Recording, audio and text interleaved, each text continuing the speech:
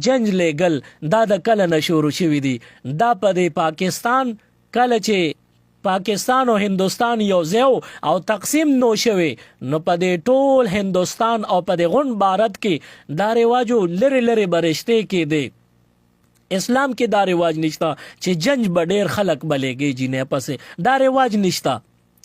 خو پاکستان او هندوستان چې کله یو ځای نو رشتې چې به کېدې نو ډېر لرې به خلک اوسېدل، یعنی یو خاندان دلته نو بل به ډېر په میلیونو لرې و او منځ کې به دشتې وي او شاړې لارې به وي.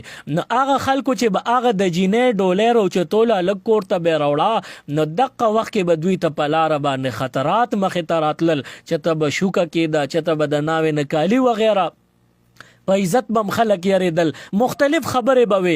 نو د هغې د وجې نه هندوانو او یا په مسلمانانو هغه وخت کې دا سوچ وکړو چې یاره موږ به یو څو کسان مضبوط ځان سره کو چې ډولۍ راوچته کو په لار چې موږ نه څوک څه نقصان راته رانه رسوي، سرانه وانخلي، یا د حیا خبره چې حیات هم ضرر او نقصان ونه رسي.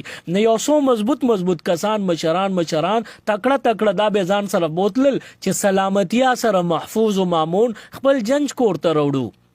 دا خو به دې دپاره ده نو دغه یو ښه سوچو. خو دا اوس چې خلک داسې کوي په یو ګاونډ کې واده وي اړو که لرې وي نو موږ ته د سیکورټي پرابلمز نشته، موږ ته دا خطرات نشته.